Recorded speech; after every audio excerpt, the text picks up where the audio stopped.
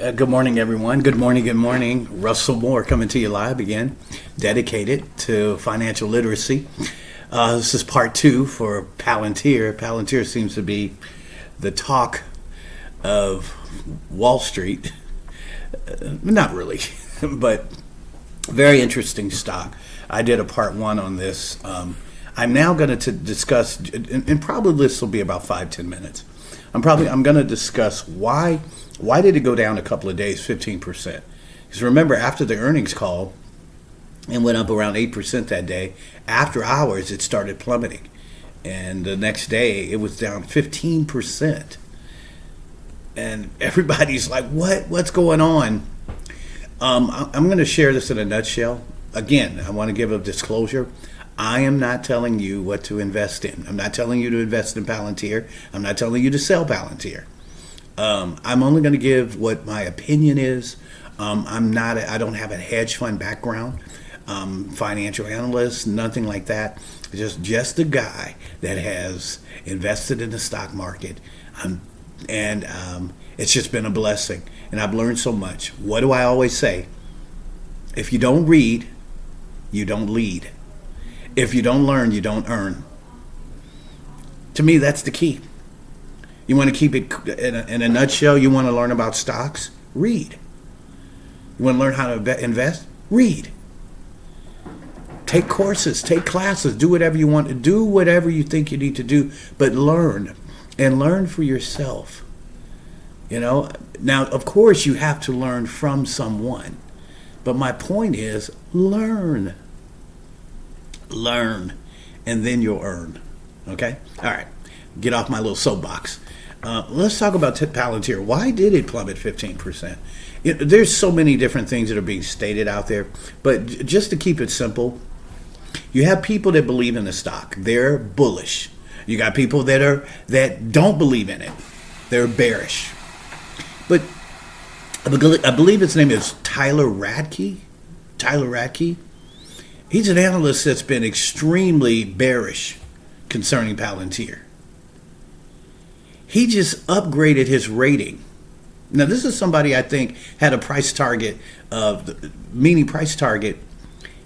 the stock was going to be around $9-10.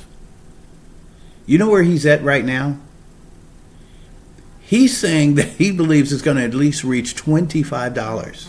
That he's going to reach at least that Palantir will reach $25. That's remarkable from somebody who was extremely bearish, from somebody who really did not believe in this stock or this company, who didn't think the company was going to do that well, was very pessimistic, very. And now he's saying he has a $25 price target. That's saying a lot. Tyler Radke. Now, there's a guy that's with William Blair, a firm called William Blair, hedge fund. He's an analyst, a Wall Street analyst. His name is Louis De Palma. And he's been bearish. And see, this is one of the things that happens. Everybody's trying to say that Palantir's numbers were not good. They were outstanding first quarter numbers. I don't understand what people are saying. Okay, they're not perfect. There's some glaring things that you want to look at, and you definitely want to be cautious. But the company is growing. Their revenue is growing. Their profit margin is growing. Their customer base is growing. They're creating more and more of a moat. What I mean by that, they're creating more of a moat, meaning they're actually getting an advantage over others in the market. And here's what I always say about Palantir. Palantir is focused on AI. They have AIP. They have their book. They have their boot camps. Their whole thing is AI. Microsoft has their interests divided. They're a software company, and they're all over the place. 365, Outlook. I mean, they've got all kinds of things going on. Teams, Microsoft Teams. They've got so many things, and they're a great company. I've invested in them. But my point is, that saying. The saying that they used to say, master. Oh boy, hold on a second. Let me get this. Got to make a little correction here. All right. Jack of all trades and the master of none. That true saying, the true saying there is really, it's really, the true saying is the jack of all trades and the master of one. See, that's what when I think of Google, when I think of Microsoft, when I think about all these other companies that are dabbling into AI, Meta, they've got all these they're the jack of all trades. But really what you're looking at, when you look at Palantir, you're looking at the master of one. Of course, they're going to be in doing other things, and that's what R&D is for. So research and development for the newbies. Of course, they're going to get into other things, but their foundation is AI. And when you're able to just focus on one area, you can master it and create a moat. And that's what I think Palantir is going to do. They've got growth, over 16% growth quarter over quarter with their government contracts. But here's this guy, Louis De Palma, and here's what he had said. One of the reasons why he was bearish, he said, is that, the Army contract for Palantir is up in about a couple of weeks. And he's anticipating that the Army is going to lower the amount of money that they give to lower the contract. In other words, give them a cheaper contract.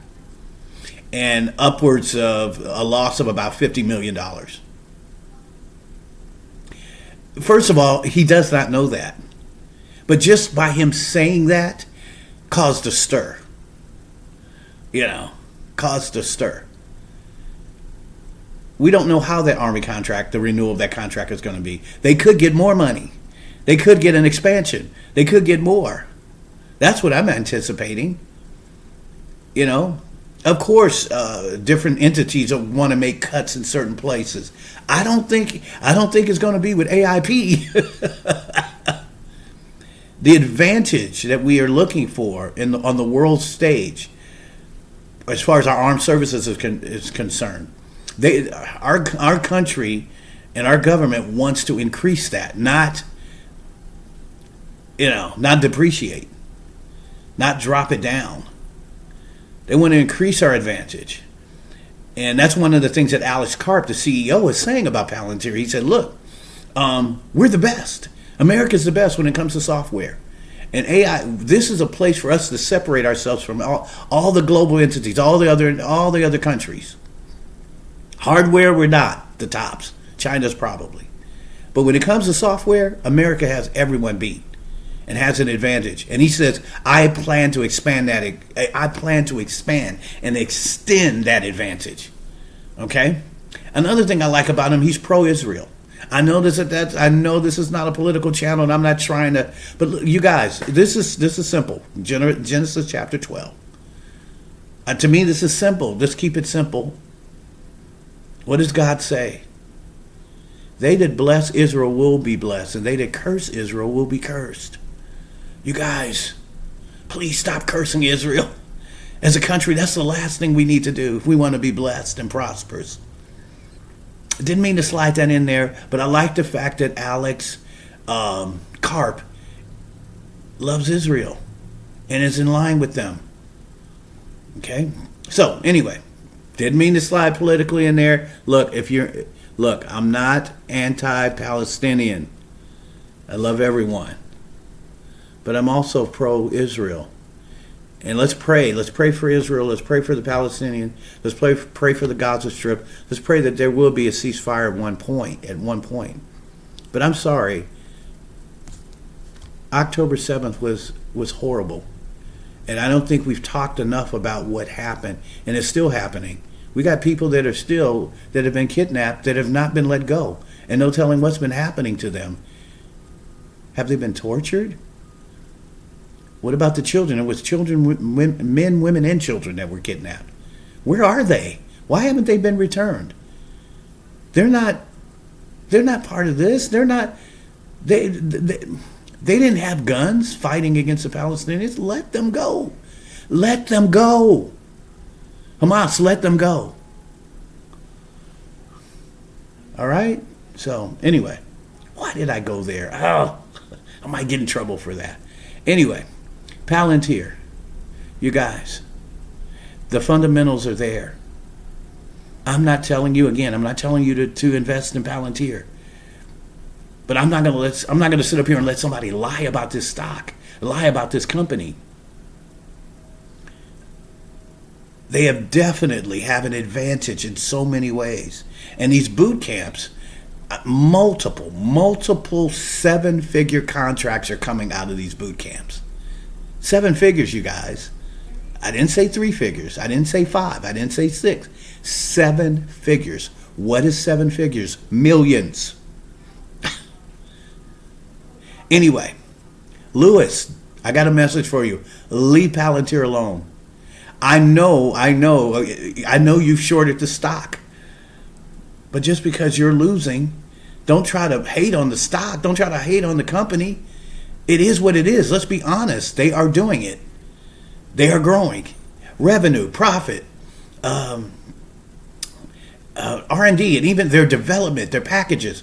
They're first to none, second to none, third to none, eighth to none.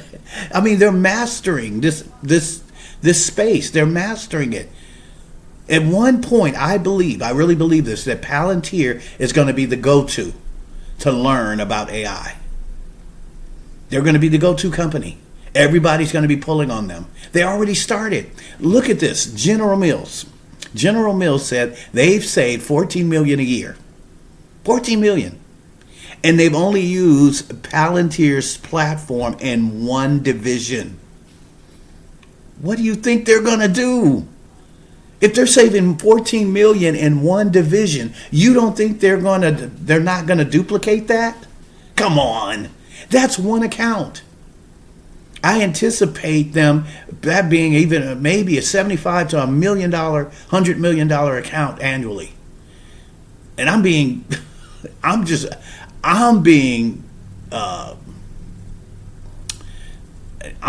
just moderate. That's just a moderate answer. That's just a moderate answer.